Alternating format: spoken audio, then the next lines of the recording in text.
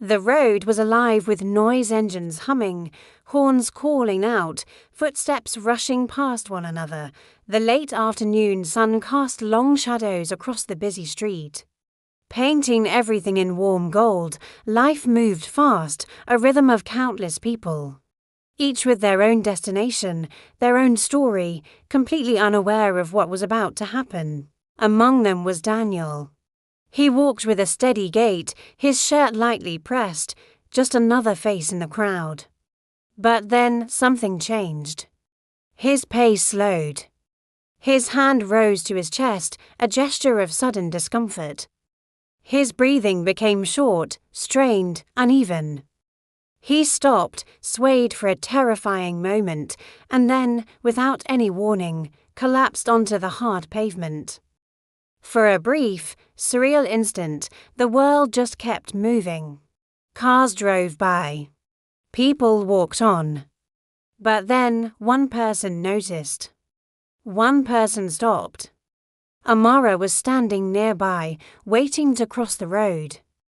She saw the way his body lay still in natural, wrong. In that moment, her world slowed to a standstill.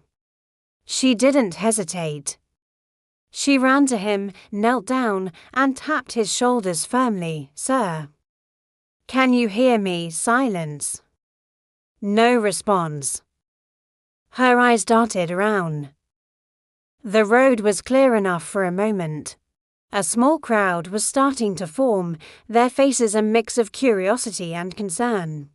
"Call an ambulance now," she shouted, her voice cutting through the city noise.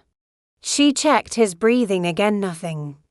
His chest was not rising. His lips were still. Her training, learned years ago and never forgotten, kicked in like muscle memory. She carefully placed him flat on his back, tilted his head to open his airway, and positioned the heel of one hand on the center of his chest. With her other hand on top, arms locked and straight, she began CPR firm fast. Controlled. She counted aloud, 1 and 2 and 3 and 4. A steady rhythm against the backdrop of growing chaos. She pushed hard 2 inches deep and allowed the chest to fully recoil between each compression. The crowd fell silent, a circle of stunned onlookers watching a real-life drama unfold. The moment stretched into what felt like an eternity. Each compression was a fight against time, a plea for a life to return. And then it happened, a sound, a gasp. Daniel's body twitched. A shallow, ragged breath, and then another. He was breathing. Amara stayed with him, monitoring his breaths, keeping him still and safe. Soon, the piercing wail of a siren cut through the air, growing closer and closer. The ambulance arrived with professional speed. Paramedics took over immediately, a flurry of efficient, life-saving action. They provided oxygen, checked his heart with an ECG, and carefully secured him onto a stretcher. As they lifted him into the back of the ambulance, Daniel's eyes fluttered open, confused, but alive. The doors closed, and the siren rose again as the ambulance sped toward the hospital. It carried a man who had been at the very edge, a man who had almost been lost forever.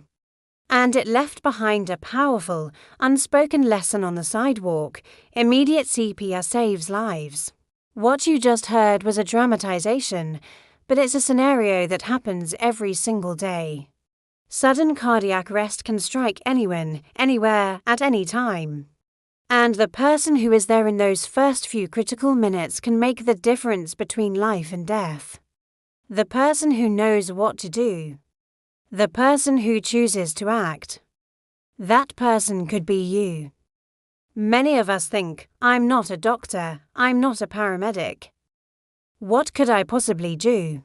The answer is, you can do everything that matters in that moment. The story of Daniel and Amara isn't just a story. It's a call to action. Over 350,000 out-of-hospital cardiac arrests happen each year in the United States alone. And the survival rate? It's tragically low, about 10%. And this is the crucial part, when a bystander performs CPR immediately, the chances of survival can double or even triple. Think about that. Double or triple. Those aren't just statistics. Those are mothers, fathers, sons, daughters, friends. Those are more birthdays, more holidays, more moments shared with loved ones. So, what is CPR? CPR stands for cardiopulmonary resuscitation. When someone's heart stops beating, their blood stops flowing. Without oxygen-rich blood, the brain and other vital organs begin to die within minutes.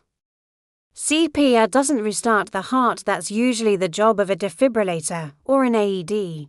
What CPR does is manually pump blood through the body, keeping the brain and organs alive until professional help can arrive.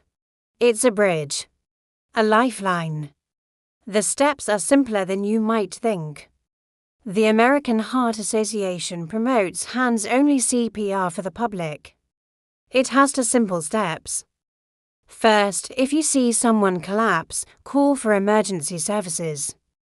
Be specific about your location. Second, push hard and fast in the center of the chest. The right tempo is about 100 to 120 beats per minute. A great way to remember this rhythm is to think of the song Stayin' Alive by the Bee Gees. Seriously. The beat of that song is the perfect speed for chest compressions. You don't need to be a superhero. You don't need a medical degree. You just need the willingness to step in and the basic knowledge to act. Many people hesitate because they're afraid of doing something wrong, of hurting the person. But let's be clear, when someone is in cardiac arrest, they are already clinically dead. You cannot make their situation worse. By performing CPR, you can only give them a chance they wouldn't have otherwise had. Think back to Amora. She wasn't a doctor on her way to a shift. She was just a person waiting to cross the street. But she had the training and, more importantly, the courage to use it. She didn't wait for someone else to take charge. She became the responder. So, how can you become a responder? It's incredibly easy. You can find CPR and first aid classes in your community through organizations like the American Red Cross or the American Heart Association. Many of these courses take only a few hours. A few hours of your time could give someone else a lifetime. You can also watch certified training videos online to familiarize yourself with the basics of hands-only CPR. Knowing CPR empowers you. It turns you from a helpless bystander into a potential lifesaver.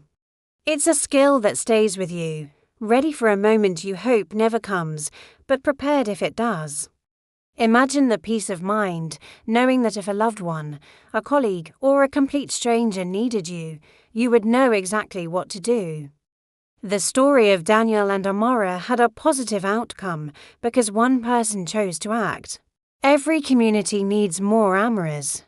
We need to build a culture of action where we look out for each other, where we are not afraid to step in and help. So, my challenge to you today is this: don't just be a viewer of this video.